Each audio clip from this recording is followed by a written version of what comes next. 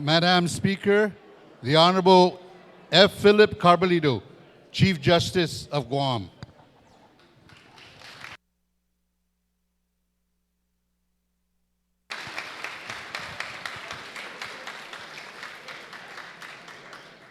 Madam Speaker, the Honorable Joshua H. Tenorio, I Segunda Namagalahin, Guahan, the Lieutenant Governor of Guam.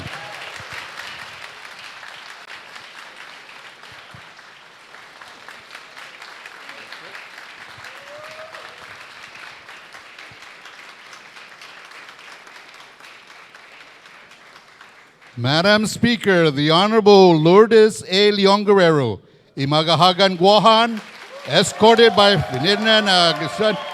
Magahagan Guahan, Attorney Jeffrey A. Cook.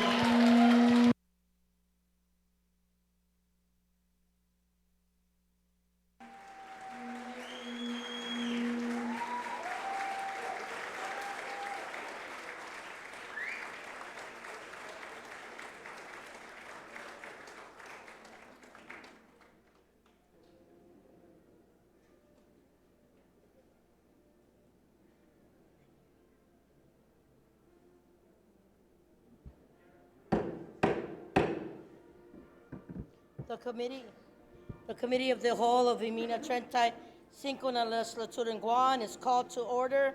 Ladies and gentlemen, as we remain standing, we will begin with the presentation of colors by the Guam National Guard.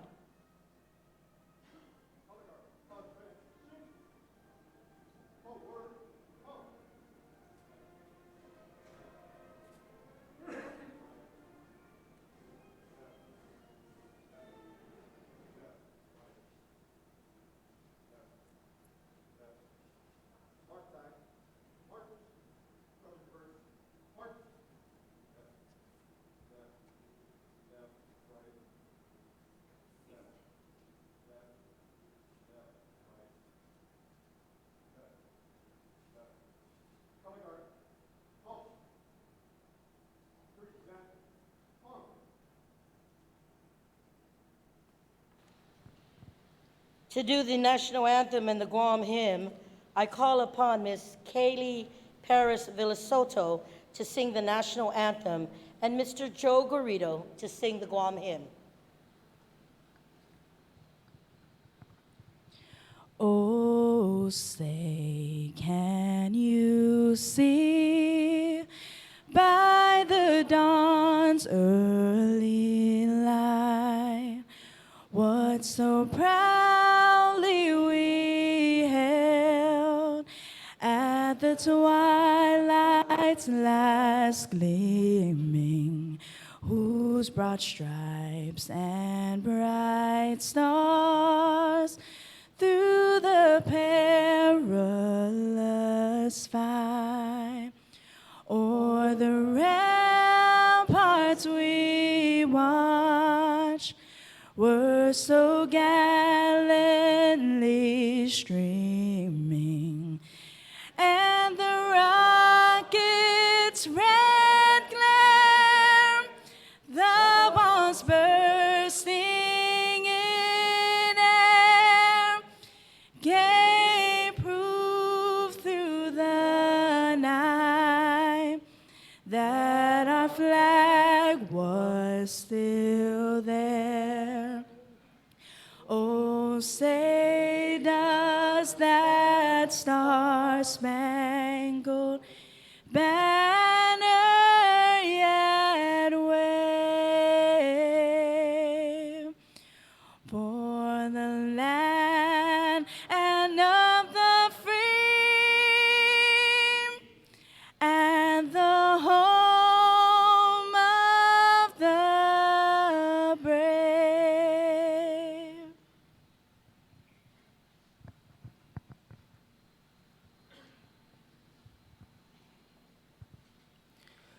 Fanogi tamoru purita nota kontai matu nonya gitoru ilugad para ionra para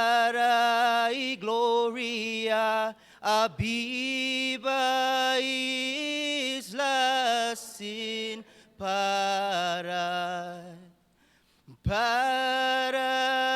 honra, para gloria, abiba isla sin para.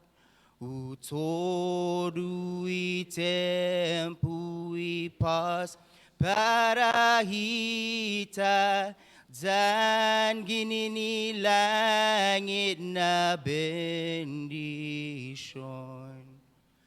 Contra peligro na fan sofuham Zeus protegi island Guam.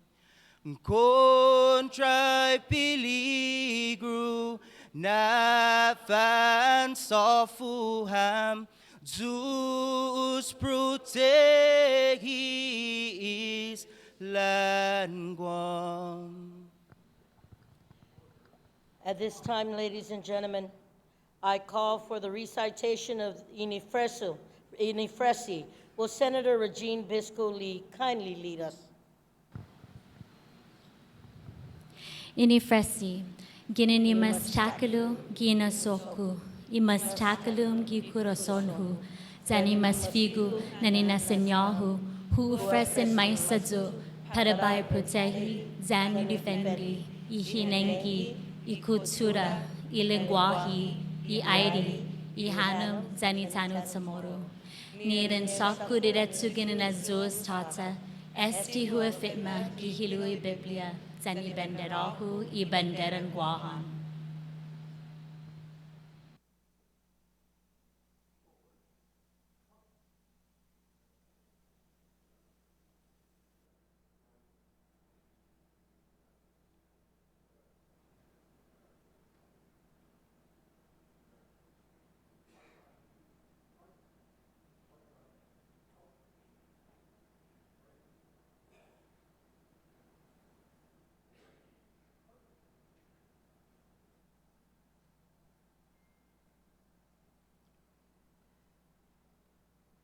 Uagang hulupagu guma tata lagu para ibendisyon.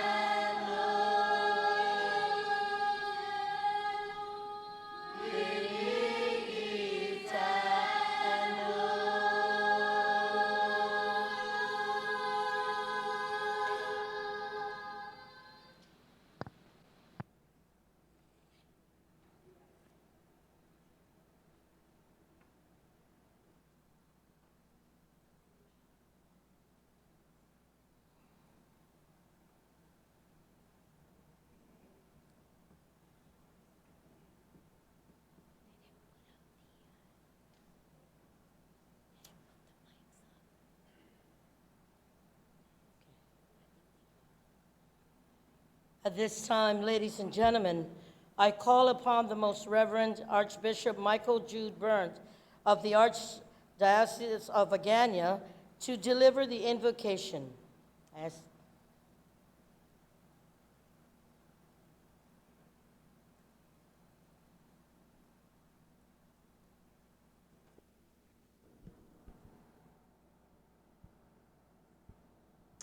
the name of the Father, the Son, and the Holy Spirit.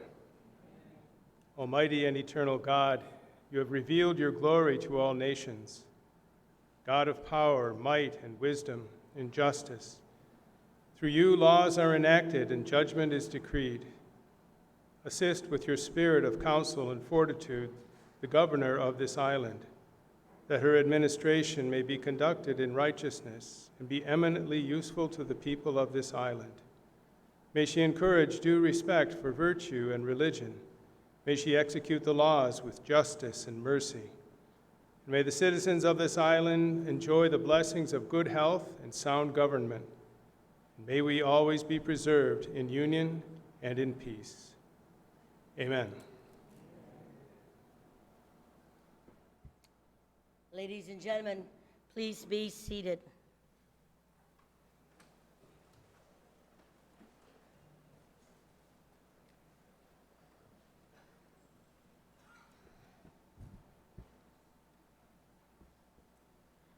At this time, ladies and gentlemen, I call upon the Honorable Lourdes A. Leon Guerrero, Imagahaga and Guahan, to present the State of the Island Address.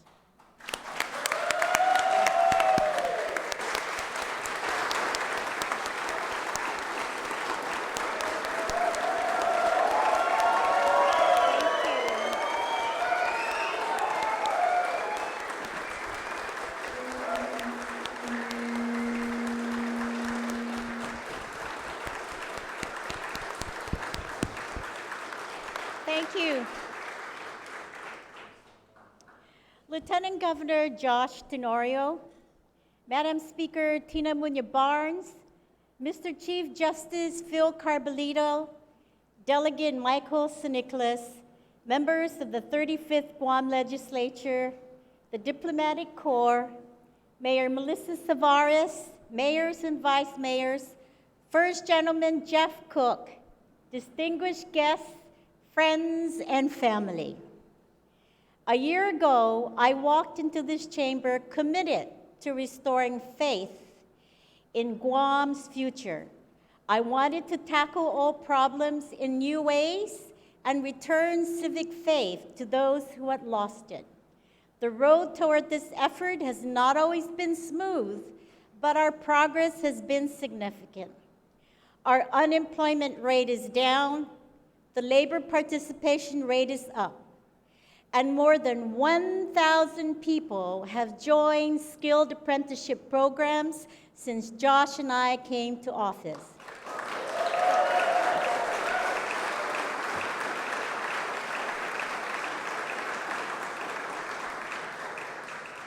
"152 working families can now live in affordable homes compared to just 5 from the year before. And instead of closing police and fire stations, we've added nearly 100 new officers to GPD, DOC, and the Guam Customs and Quarantine Agency.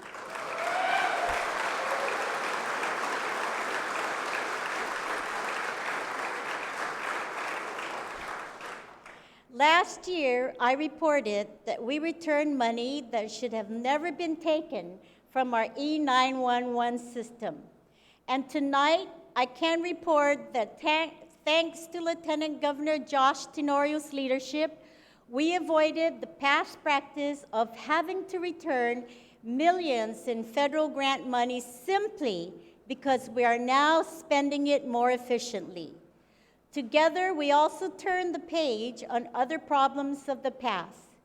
We ended costly federal receivership at the landfill and the Guam Behavioral Health and Wellness Center.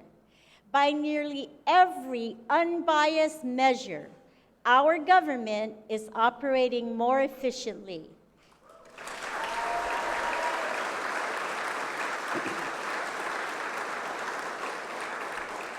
We are paying down more debt and working with less funds revenue than our predecessors. Tax refunds were paid before the federal court's deadline, cost of living allowances were paid early, and we now get a better return on our Medicaid matching dollars because we were able to shrink Guam's local match requirement by 62%.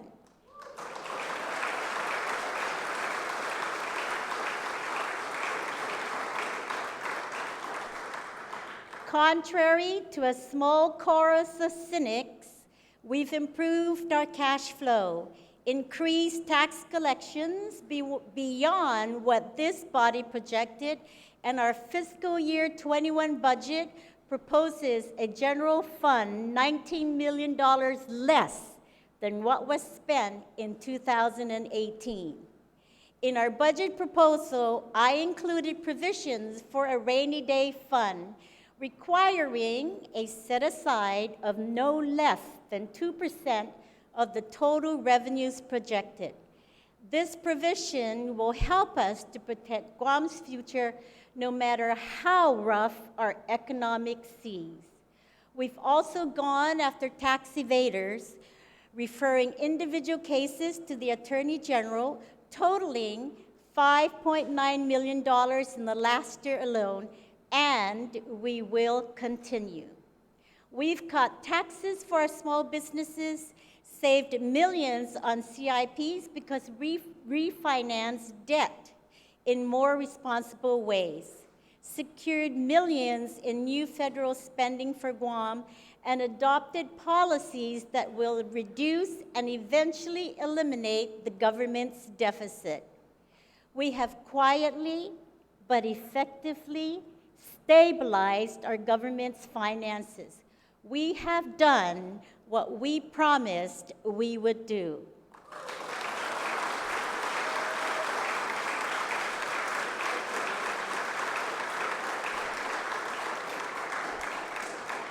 And tonight, I am proud to report that our island is stronger than it was just 1 year ago.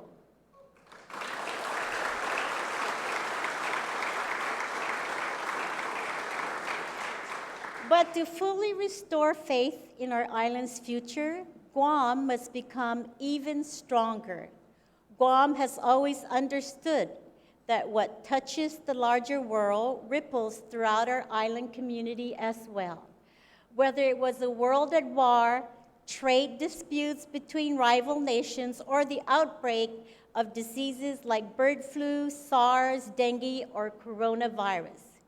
Guam learned, Guam prepared, Guam came together, and Guam has always weathered the storm. To date, Guam remains coronavirus-free, and our dengue fever outbreak is over.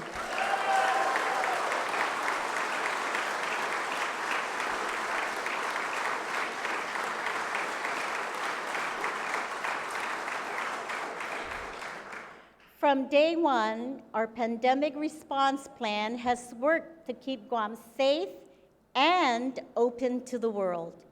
This means that we are working with the Centers for Disease Control and public health officials to screen visitors from impacted countries before they board planes for Guam and screen potentially symptomatic passengers before they deplane here.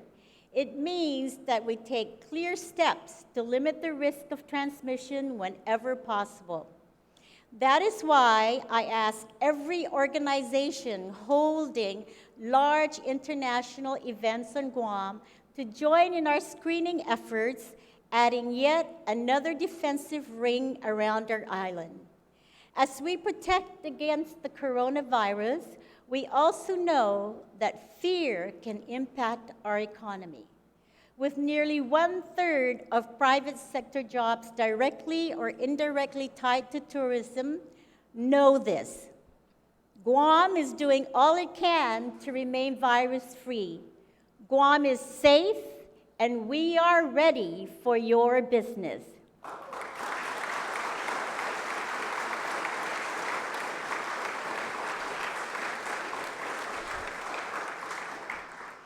The latest available data indicates that total tourism numbers year to date are still in the black, that federal and military spending is at record levels, and that the fundamentals of our economy are strong. While we remain confident, my fiscal team is keeping a close watch on the situation, preparing for all possibilities and monitoring the economic impacts of this new threat. But we know that minimum wage workers are not a part of that threat. They should not be seen as primary overhead expense, but it's an investment in our greatest asset, our people.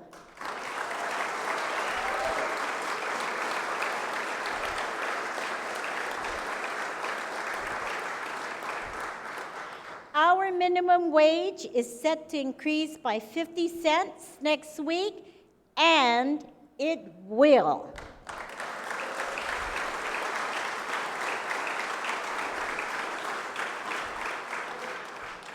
But no change in wages matters if Guam's families do not feel safe in their homes or on our streets. The machete attack that threatened our neighbors in Manila last June could have happened to any of us, and it proves that we must stem the rising tide of crime on our island. At our public safety town hall meetings, you asked for action, and we heard you. The result is our Safer Guam initiative, which calls for aggressively recruiting 100 new police officers, installing traffic cameras, regulating alcohol access, stopping drugs at our borders, ending plea deals without hearing the voices of victims, and denying parole for violent or sex-related offenders. These actions send a clear message. Enough is enough.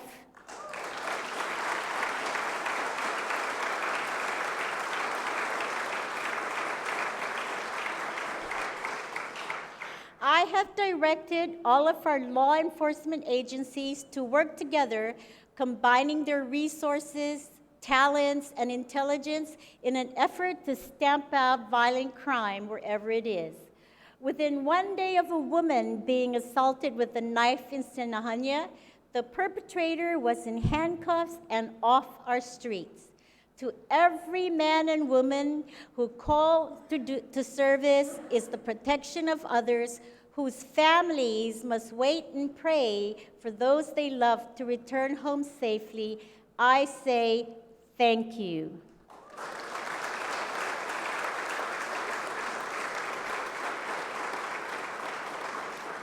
I want to thank Senators Josen Augustine and Peter Terlahi for providing me with the budgetary flexibility to invest in our police officers again. I know their brothers and sisters in blue thank them as well.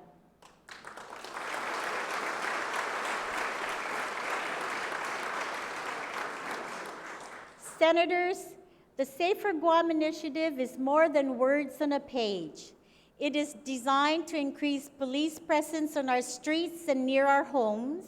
It is meant to protect against drugs at our borders, end the revolving door of crime, and make parents responsible for the criminal acts of their children. This package of legislative actions is vital to public safety. It needs your immediate attention. Give these bills a hearing, put them on the floor, and vote on them so that our people can feel safe again.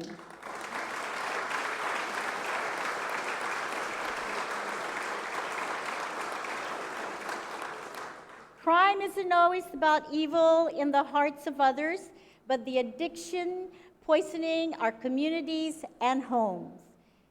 Fighting that poison, DOC, DYA, and the judiciary have developed the Guam Immediate Violation Enforcement Program, or GIVE.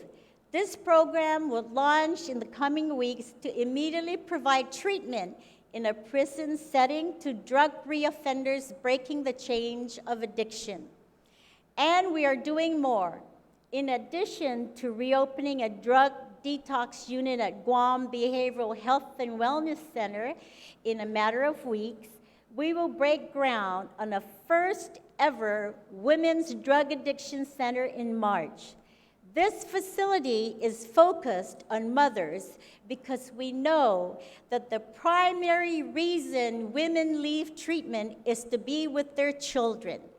This center won't force them to make a choice between treatment and motherhood. It would help 60 women a year with residential treatment and hundreds more with outpatient services.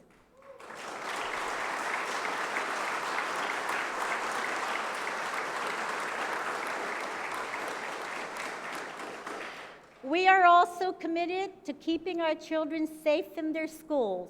This is already underway with active student assessments, regular police presence, new intercoms on every campus, and the coming installation of surveillance cameras in all public schools. But schools are more than facilities with four walls and a roof. They are led by women and men who have answered yet another call to service. That is why our fiscal year 2021 budget includes funding for the first phase of competitive salary adjustments, starting with teachers and nurses.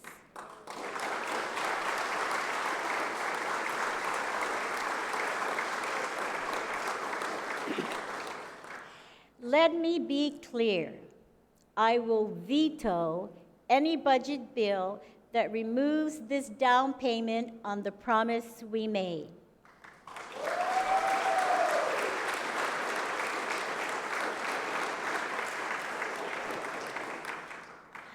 I know Vice Speaker Talina Nelson and Senator Kelly Marsh Taitano, educators themselves, will guard this provision on the floor. And we made one more promise to our students. Last year, I transferred $1.1 million to fund the next phase in the reconstruction of Simon Sanchez High School, putting this project back on track.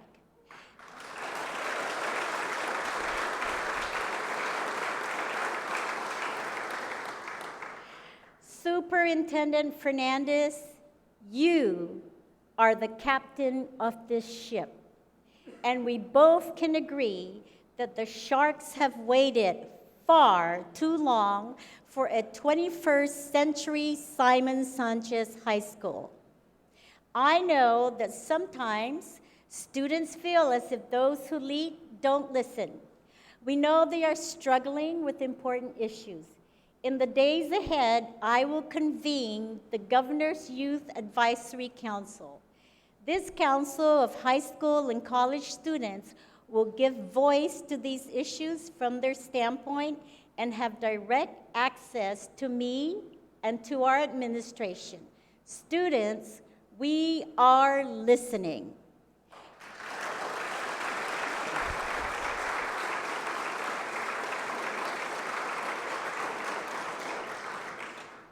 As we hear our students and rebuild Simon Sanchez, we are also addressing other vital public buildings that need attention. After decades of neglect and decay, the public health main facility succumbed to an electrical fire. And despite millions in new debt from one legislature to the next, GMH is being held together by the sheer hard work and imagination of its facility staff. I don't need a nursing degree to tell you that Band-Aids don't fix bullet holes, but year after year, that is what GMH and public health are presented with.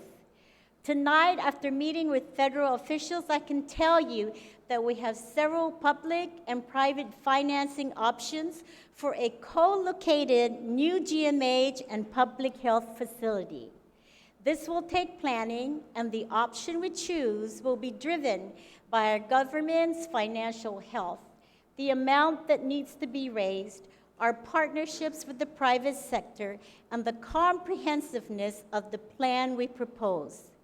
The first step in drawing up that plan was an in-depth analysis of the current hospital from the U.S. Army Corps of Engineers. While their final report is due shortly, we know that repairs to GMH alone will cost between $20 to $30 million. This need is my central priority. But a hospital without health insurance is like a boat on dry land. We must also prioritize accessible, available, and affordable health insurance, not just for the fortunate or for those who can qualify, but health care for all as a human right.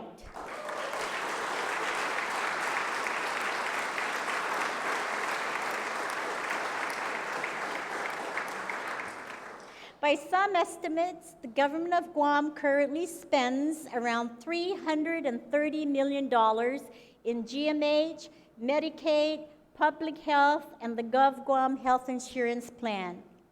Yet every day, people teeter on the edge of bankruptcy, praying that one illness doesn't break them or their families.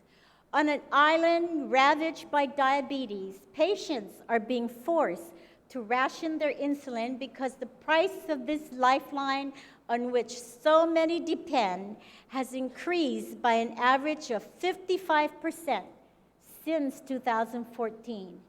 On an island rocked by too much cancer, treatment can cost over $200,000 a year. Tonight, I call on this body and on our community to start the task of ensuring universal health coverage on Guam through a system of public self-insurance.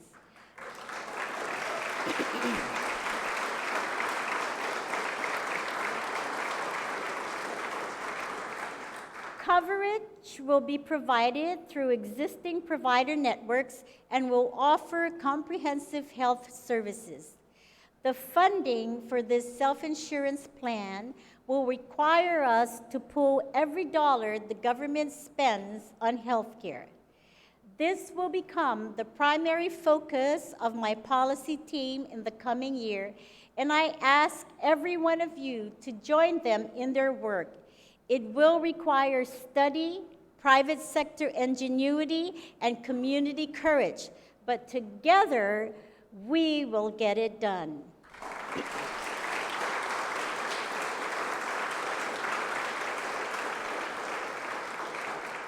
Like the hospital and public health, our correctional facilities also demand our immediate attention. We have reached out to both the National Institute of Corrections and the Federal Bureau of Prisons for technical assistance.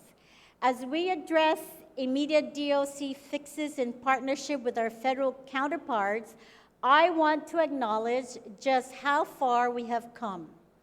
We recruited over 40 new officers with 20 more on the way.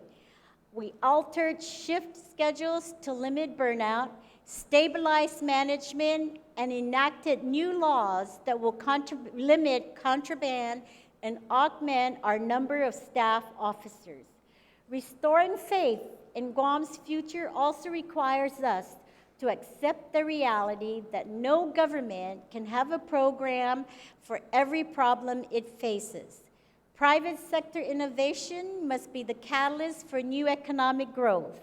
Our government processes must embrace technology and profit from our partnerships.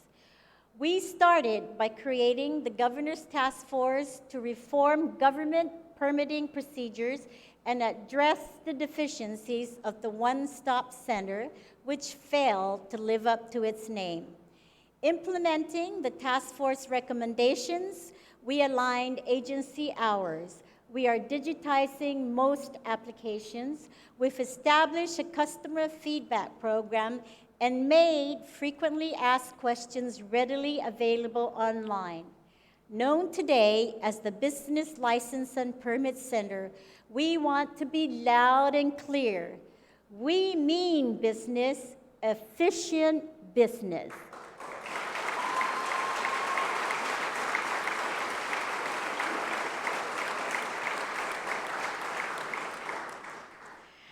But to build the businesses of tomorrow, you have to envision what can lie ahead. Senators, you did that. This legislature recognized the Guam Power Authority's plan to make renewable energy 25% of its portfolio a full 13 years before Guam law required. And so you asked for more by statutorily calling on GPA to make 50% of the energy it produces renewable by 2035. You invited millions of dollars in new business investment. You will create a new skilled labor force, and you will advance the technology which already has brought solar energy into our island homes. Senator Amanda Shelton, I am thankful for your leadership on this issue. But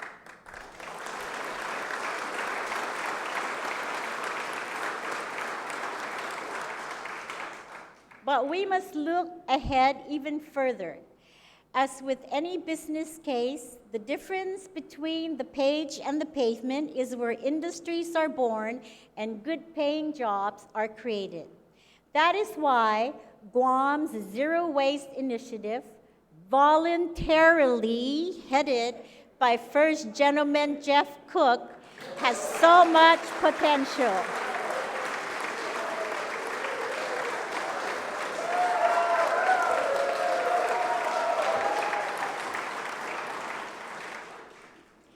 Two proposed demonstration projects would literally turn waste into wealth for Guam, turning GWA biosolid waste into potting soil on an industrial scale and a recycled glass refining center. These projects will save ratepayers money, lengthen the use of our existing landfill, meet strict safety standards, and create new private sector jobs for Guam.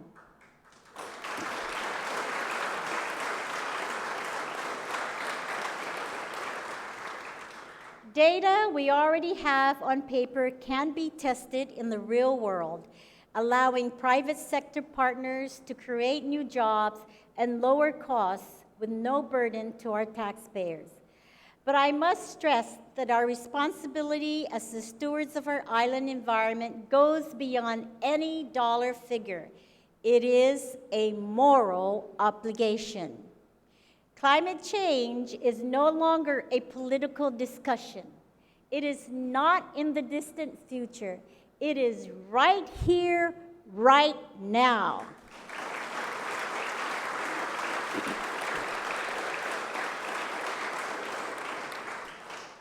It is in the rising sea levels that have made too many of our island neighbors climate change refugees.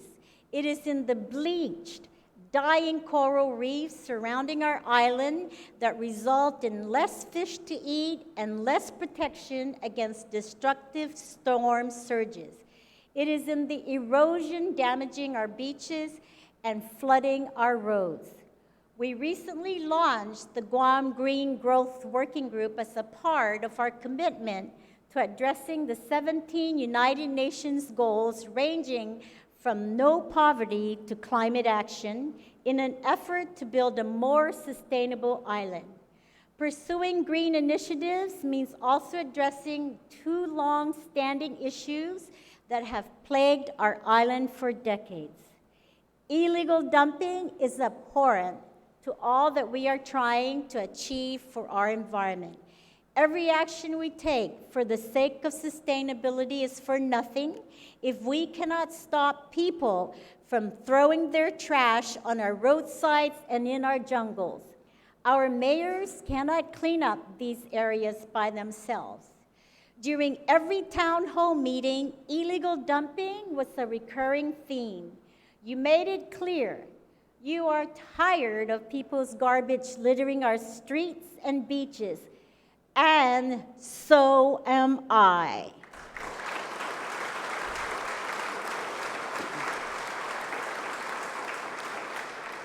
I understand that some families may not be able to pay the cost of trash reduction, But this doesn't mean trash should be dumped in plain sight. Senators, I will work with you to establish a lifeline rate for struggling families, making trash disposal affordable for everyone. There is no excuse to trash Guam.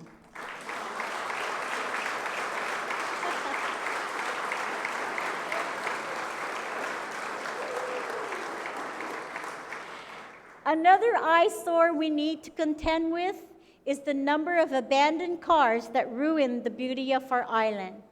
I have instructed the Guam Environmental Protection Agency to work with mayors and relevant stakeholders to deliver on a plan for the removal of these vehicles. As part of this plan, we are working with the CLTC and the Office of Homeland Security to identify 3 locations in the north, central, and south to house these vehicles until they can be processed for recycling. These designated sites will also be used by FEMA after natural disasters to store green waste. Senator Sabina Perez, I admire your commitment to the environment, and together we can rise to the challenge. We also find that restoring faith in our future can mean going back to basics. On my order, GITA has refocused its resources toward our farmers through loans and grants, and it has offered farmers technical assistance to navigate government procurement and bring local produce to market. Now, some of that local produce could do high school. This seed is small, but we will nurture it until every school in Guam serves produce grown by our people.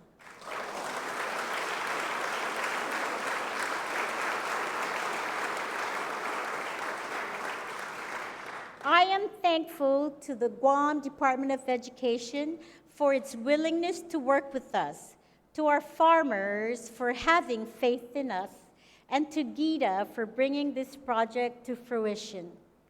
Senator Clint Rigel, I know how important food security and agriculture are for you. Thank you for supporting our work. My father was a banker, but like nearly everyone of his generation, he was first a farmer. He would tell me it is one of the toughest skilled labor jobs in the world, and we should treat it that way. Under my direction, GITA and the Guam Department of Labor are working for farmers to take advantage of the Guam Registered Apprenticeship Program, expanding it to agriculture and aquaculture, just as we have done for skilled trades in healthcare delivery, hospitality, ship repair, and construction.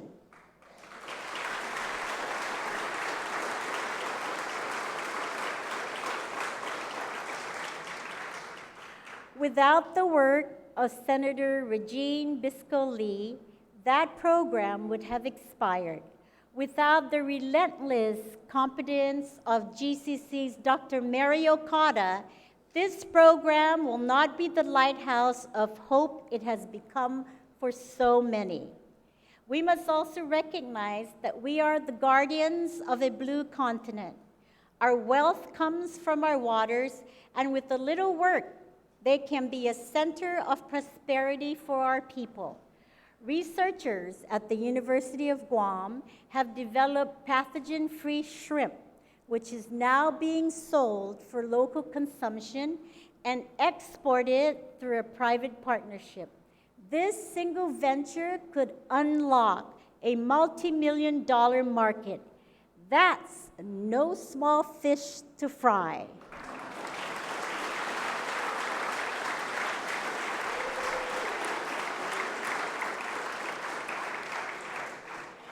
As we build new markets and get more out of old ones, Guam's port remains the linchpin of our progress. To keep pace with our growing economy, the port is modernizing. Vessel turnaround times are at record levels, offloading more cargo quicker than ever before. But with the influx of more cargo comes the need to protect our borders from criminal activity. That is why the port secured $800,000 from the Office of Economic Adjustment, laying the foundation for screening of all cargoes reaching our shores. This prevents invasive species from threatening our environment and helps keep drugs out of our streets. Restoring our faith in Guam's future also means that we look out for those living on the edge of our economy. We are Tautautano, people of the land. It's our livelihood and our spiritual connection to our ancestors. But not everyone can afford land or a home to build on it, not even those who work multiple jobs. The Chamorro Land Trust Commission holds the largest inventory of land throughout the government, but some have held viable leases for decades without the resources to run water and sewer lines, electricity, or telephone poles. To help these families, I will reassert our designation as a substantially underserved trust area with USDA. This way, we can leverage grant and loan programs to help finance the infrastructure CLTC leaseholders need. To achieve the goal of finally getting basic infrastructure, we must close the book on federal litigation filed against the CLTC. The proposed settlement protects all current leaseholders and expands who may qualify and how. I urge this body to act so that we can steer the CLTC and its recipients toward better uses of their land. Senator Therese Terlahi, I and the people of Guam are counting on you. The CLTC is just one way we are helping working families make homeownership achievable. In addition to the 152 new affordable homes I discussed earlier, the Guam Housing Corporation helped 70 first-time homeowners start their lives, a 50% increase compared to 2018.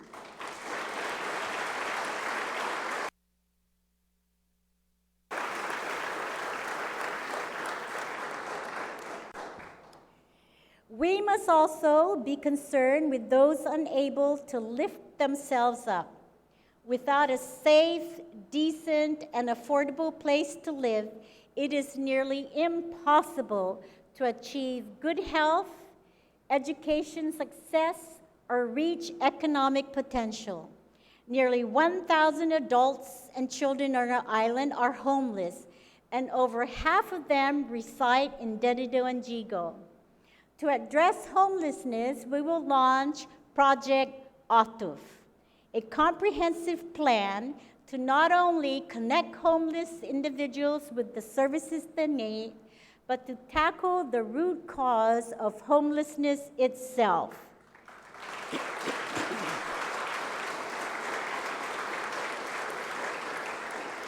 I will sign an executive order reviving an interagency council on homelessness, tasking relevant departments and divisions to coordinate the services and resources most needed by our homeless population.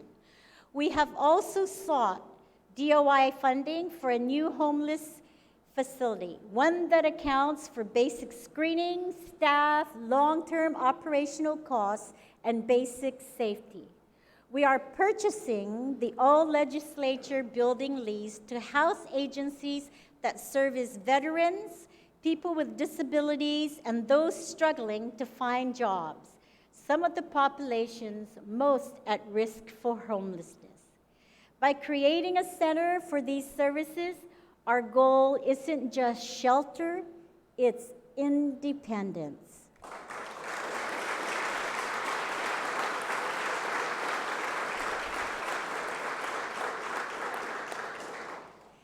Every time a veteran takes his or her life because of PTSD, Every time a veteran falls into homelessness or addiction, it is because we failed that veteran as a society. I won't claim to have a magic wand to wave away these problems, but I can say that our veteran stories are on my lips whenever I speak to the White House, whenever I meet with the U.S. Department of Veterans Affairs, or speak to generals, admirals, and congressmen. For every veteran here at home, and for our active duty servicemen and women who will become veterans, we must do more, and my heart will not rest until we do.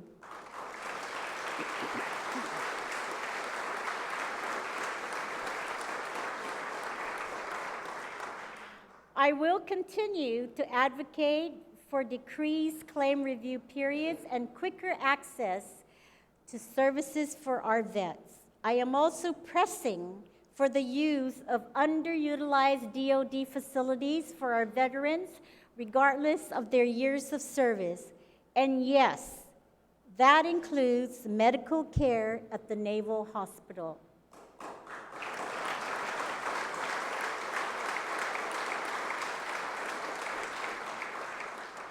Veterans, your concerns are being heard, and we thank you for your service.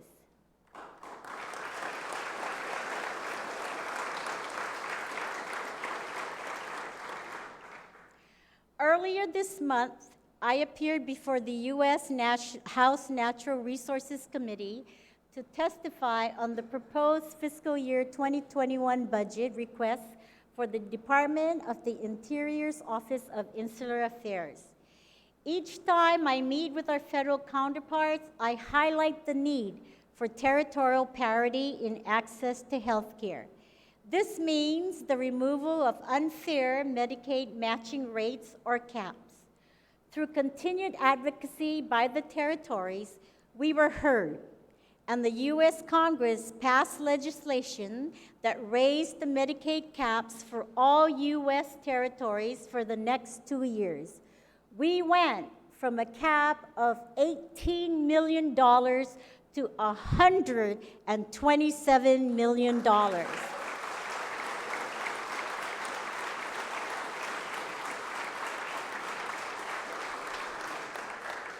This means that our local matching dollars return more Medicaid revenue, and our most vulnerable families will benefit from it. I ask that this body maintain the funding levels I submitted for these health care programs in my executive budget request. Other federal policies will also place great demand on our coffers and our community. The construction phase of the Guam buildup is about 10% complete, with another $8 billion to be spent on construction activity over the next 7 years. A defining factor in the buildup space is its demand for skilled labor. We have gone from a 100% denial of H-2 labor certifications to 100% approval of those certifications under our One Guam umbrella strategy.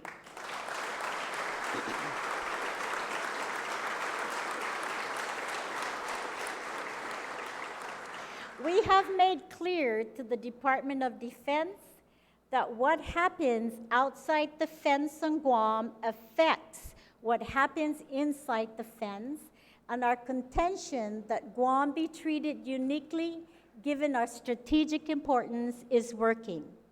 Moreover, because our partnership with the Department of Defense is founded on mutual benefit, Guam has begun to process necessary to return 3,000 acres of our lands in northern and central Guam.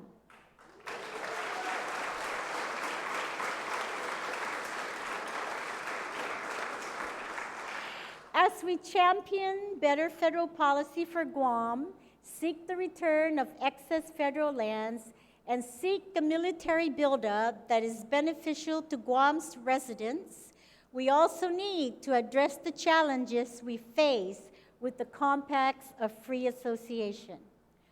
While the compacts help to offset China's growing influence in the Western Pacific and preserve national security interests, Guam is left to fund the consequences of unmitigated migration. Our current costs are estimated to be at $150 million per year.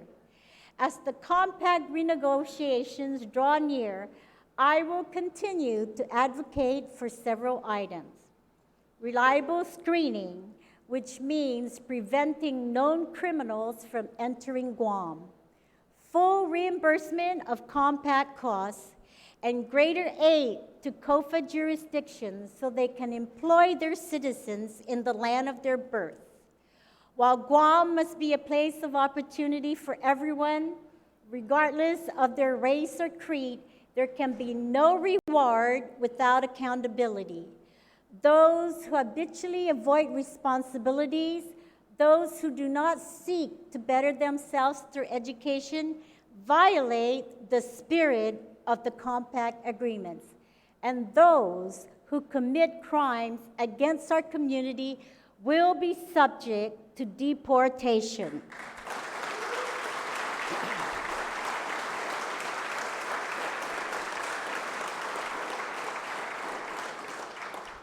Delegate St. Nicholas, the U.S. State Department has been clear with me. Guam will have no place at the negotiation table. To quote official state correspondence, the department encourages you to communicate recommendations from Guam via your congressional representative. The changes we win or lose in this new compact agreement will be left to you and your colleagues in Congress. This work requires a one Guam approach, and I will work with you for the benefit of our people.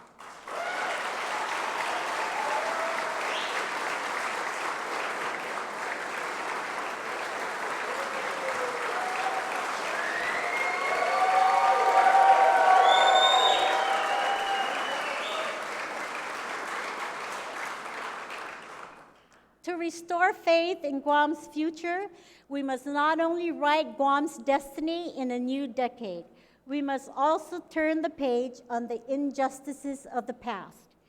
This means that we must resolve our long struggle for political self-determination. While we did not choose a federal court battle, we have done everything we can to win it, taking this historic matter to the Supreme Court of the United States, just as Josh and I had promised. While we await the next step in this process, our people should rest easy. We are represented by the largest law firm in the country, in the highest court in the land, and at no cost to our taxpayers.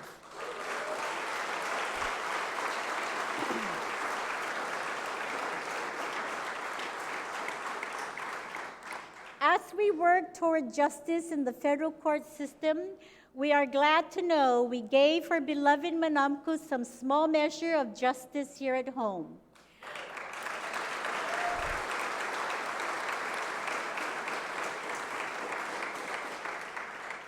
While the work of Guam's former delegates won federal recognition for our greatest generation, Madam Speaker Tina Muñoz-Barnes and Senator Will Castro, you recognize that justice delayed for our war survivors is justice denied. By your effort and with the help of your colleagues, more than 630 of our Manamku have lived to see checks they never thought would come.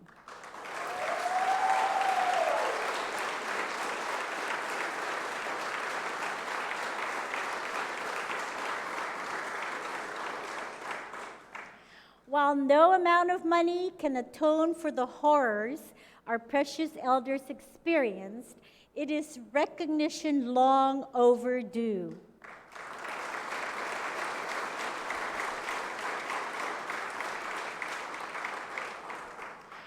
With the passage of H.R. 1365 in the Senate, we hope to close this chapter in our history.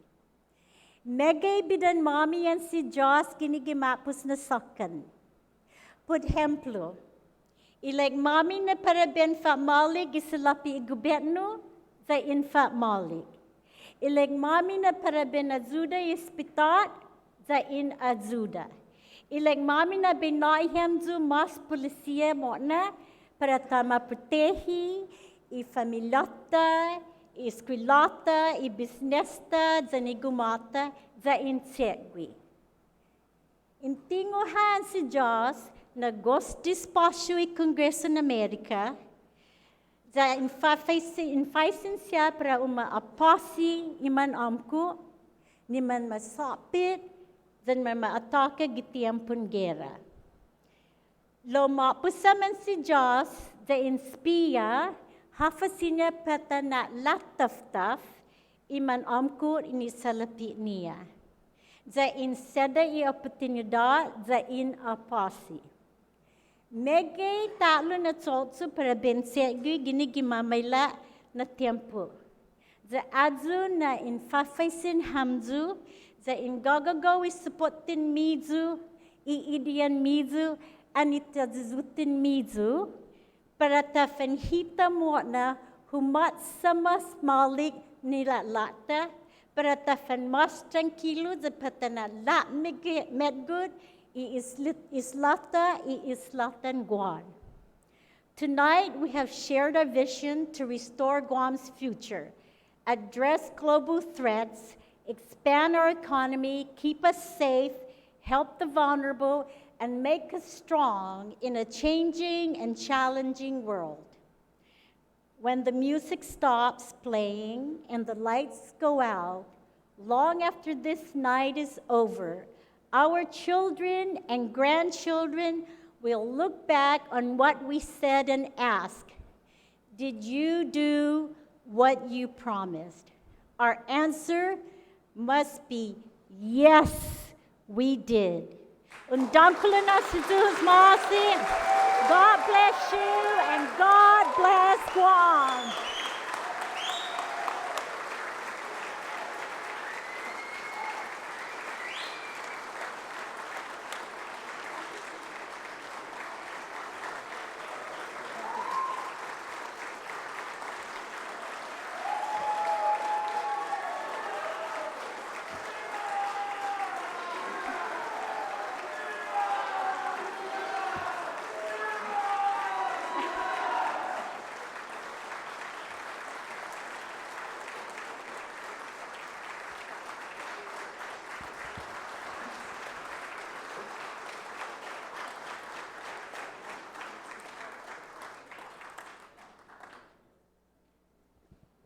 This time, ladies and gentlemen, I ask that you remain standing, and I call upon Reverend William Smith, Vice President of the Guam Ministerial Association, to deliver the benediction. Let us bow our heads in prayer, please. Our Father, who art in heaven, your name is holy. You are gracious and you are good. We come to you with grateful hearts, for you said in your word that you have plans and you have thoughts for our island of Guam. Lord, you said that you have plans for peace and well-being and not for disaster, to give us a future and a hope. So, Lord, we call on you and we pray with the promise that you will hear our voice and that you would listen to us. We seek you with a deep longing, and we seek you with all of our hearts, and you promise that we will find you. We seek your wisdom. As we receive your wisdom, may all those who are in authority be endowed with your divine insight, your light, and your love. As we leave this gathering tonight, may all who carry great responsibility and authority receive your boundless grace to fulfill their duties and to uphold their oaths. We ask these things in the mighty name of your Son, Jesus Christ. Amen. Ladies and gentlemen, please be seated.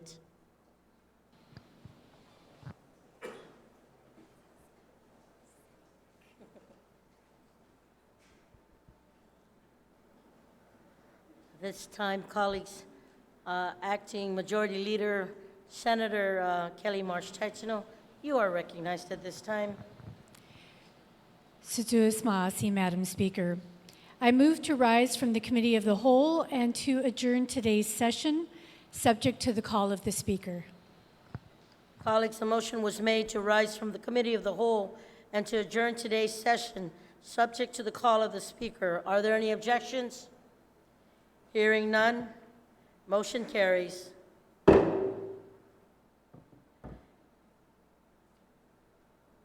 This legislature is now adjourned.